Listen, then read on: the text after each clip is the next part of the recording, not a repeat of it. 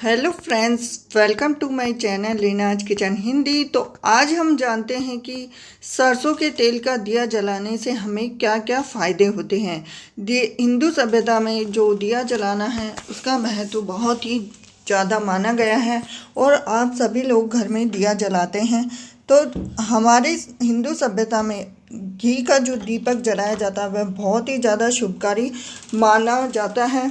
और साथ ही साथ तो जब भी आप मंदिर के अंदर दिया जलाएं तो सबसे पहले तो मंदिर की बात करते हैं। तो मंदिर में अगर आप दिया जलाते हैं तो जब भी दिया जलाएं सबसे पहले मंदिर तो आपका पूर्व दिशा ईशान कोण में होना चाहिए।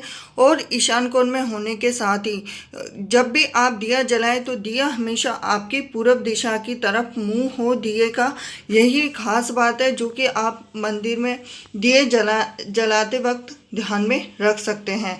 साथ ही साथ अगर आप दिया जलाते हैं, अधिकतर अमूमन लोग घी का दिया जलाते हैं। घी का दिया जलाने की जो प्रक्रिया है उससे हमारे घर में सुख, शांति और समृद्धि का प्रतीक होती है। और साथ ही सरसों के तेल के दिया जलाने से हमारे जितने भी जीवन के अंधकार है, जितने भी कष्ट हैं, वो सारे सरसों के तेल का दिया जलाने से दूर हो जाते हैं। अब घी का दिया जलाने से तो सभी कष्टों से मुक्ति मिलती ही है, लेकिन कभी कभार कुछ अवसर पर सरसों के तेल का दिया भी जलाया जाता है। जिस तरह से हम दिवाली के दिन सरसों के तेल का दीपक जलाते हैं, साथ ही साथ शनिवार के दिन भी आप सरसों के तेल का दीपक शनि महाराज को प्रसन्न करने के लिए जला सकते हैं। इसके साथ ही रविवार के दिन भी सूर्य भगवान को प्रसन्न करने के लिए भी सरसों के तेल का दीपक जला सकते हैं। और जब भी आप दिया जलाएं तो घी का दीपक होता है वह अपने बाएं तरफ जलाएं और सरसों का जो दीपक है वो अपने दाएं तरफ जलाएं। और साथ ही साथ जब भी आप जैसे दिवाली के दिन 2 दिए जलते हैं, जैसे कि घी का दीपक और तेल का दीपक। जो घी का दीपक है वह शुभता का प्रतीक माना जाता है। और इसी के साथ ही जो दिया जलाते हैं तो दिया जलाने से हमारे वंश की भी वृद्धि होती है। और जहाँ तक हो सकती है दिया जलाते वक्त बहुत सी बातें हैं जिनको हम ध्यान में रख सकते हैं। तो आइए दोस्तों, हम जानते हैं कि दिए जलाते वक्त हम किन किन बातों का ध्यान रखते हैं। तो सबसे पहले हमें कभी भी फूंक मारकर दिया नहीं बुझाना चाहिए।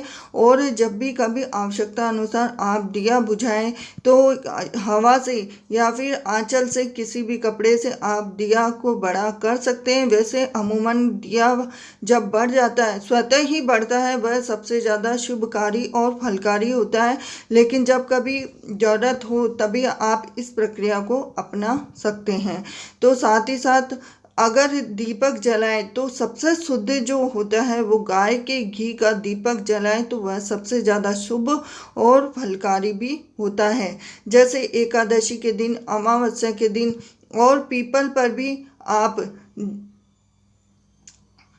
एकादशी के दिन आप दिया जलाएं तो वो दिया घी का दिया होना चाहिए, वो भी गाय के घी का दीपक। और साथ ही साथ अगर आप पीपल पर दिया जलाने जाते हैं तो हमेशा सरसों के तेल का दीपक जलाएं शनिवार के दिन, तो बहुत ही ज़्यादा शुभकारी और फलकारी भी होता है।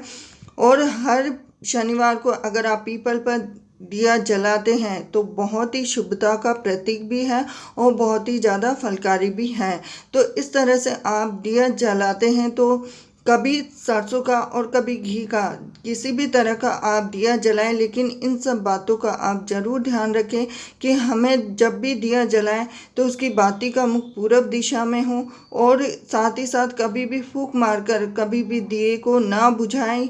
और यह सबसे ज़्यादा अशुभता का प्रतीक है। जब तक दिया स्वतः, और कहते भी है ना, हमारे यहाँ तो कहावत भी है कि दिए को कभी भी फूंक मारकर नहीं बुझाना चाहिए, नहीं तो वंश का नाश होता है अगर फूंक मारकर दिए को बुझाया जाता है। तो ये थी छोटी सी जानकारी दीपक के संबंध में कि सरसों के तेल का दिया जलाते हैं तो उससे क्या क्या फ़ायदे मिलते हैं।